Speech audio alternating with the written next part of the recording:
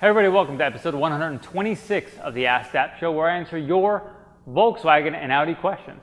On this episode, we talk about swapping an S3 or Golf R intercooler into a Mark 6 GTI, Mark 7 coolant capacities, 3-liter Supercharged check engine lights, and BFI shift knobs.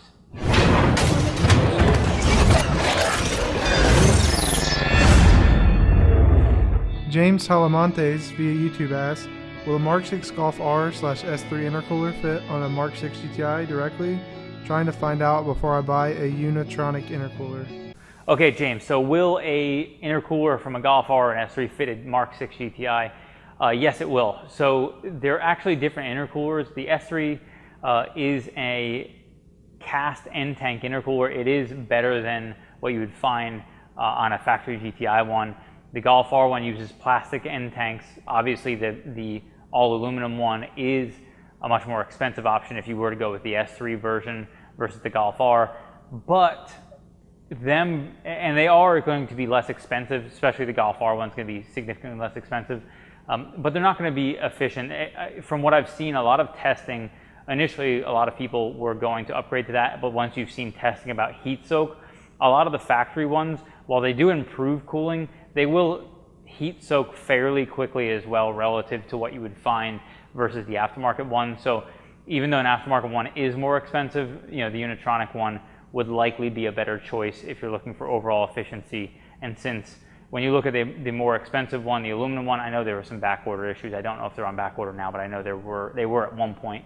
But even aside from that, the cost difference, in my opinion, would be worth going for the Unitronic one because you're less likely to have heat soak around them. So that's going to be your best option for upgrading. Jason Fan via email asks, hey guys, approaching 100k kilometers or about 60k miles. Looking to do a coolant flush myself. I'm finding it impossible to find the volume of G13 coolant required. Any ideas? Thanks for the help and keep up the great work on the videos.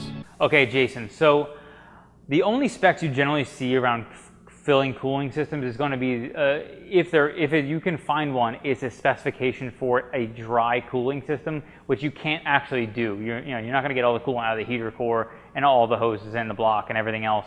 So from my experience, generally 1 gallon, 1 gallon of factory VW and Audi coolant that we sell is mixed 50-50 with water, and it makes 2 gallons, and that's enough for flushing pretty much any car.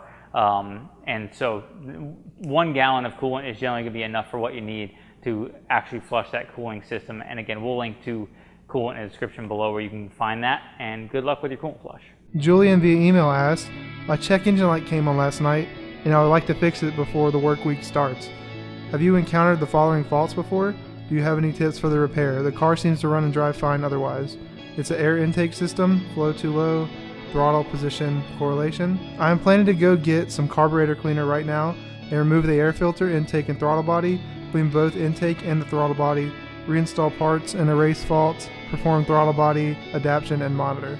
Okay, Julian. So Julian has an Audi S4, much like this one, 3-liter turbo engine, or 3-liter supercharged engine, 3.0t, and you have 2 faults. So what your plan of action is not a terrible idea, and certainly it's going to be the easiest, most cost-effective way to go about doing that. My guess is not going to fix it, but it certainly would be if it was my car, it would be the route that I would go is take off the throttle body, clean the throttle body, set throttle adaptation, and clear the faults, and then reset throttle adaptation after you clear all your faults and everything.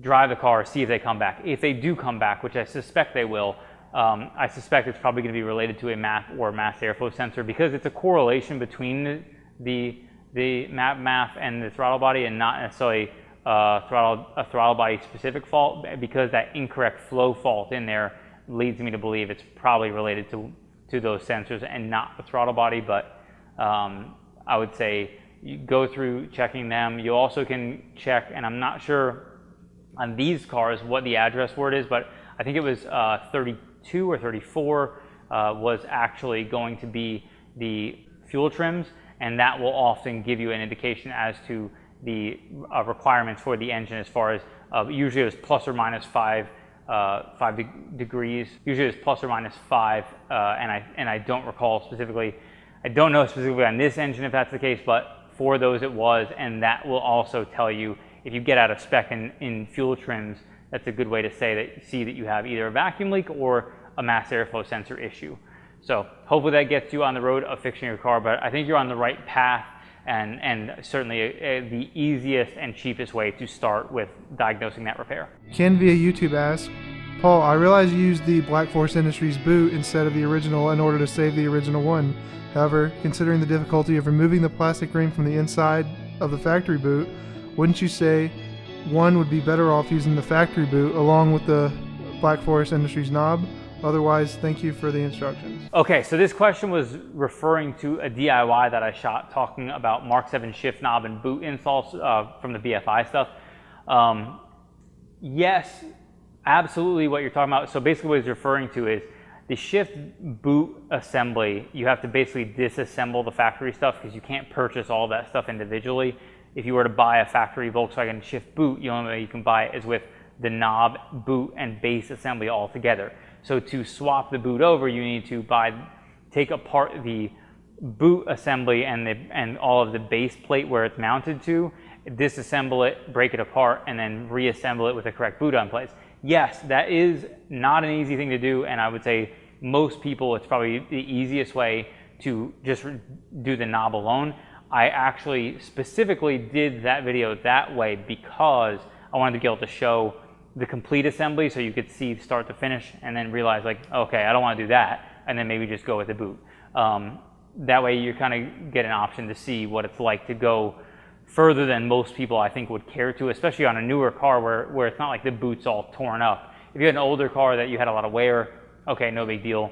But if you have a newer car, there's no reason to replace it. But with that said, if you do it that way, you have to take the boot assembly off of the old knob, and that also is not an easy task either. So you have to do that without damaging the boot, and if obviously you want to do it in a way that's going to be reversible, if you wanted to swap back to the factory boot and keep the knob, maybe you don't want to, so you're okay with however it comes out, but that's going to be its own challenge of its own kind, is disassembling the boot from the knob without damaging any of the components in there, because it's not like any of those components. For example, I think there's a clip that mounts that boot onto the knob, that getting that off, it seems like there's a decent chance it might break trying to get it off.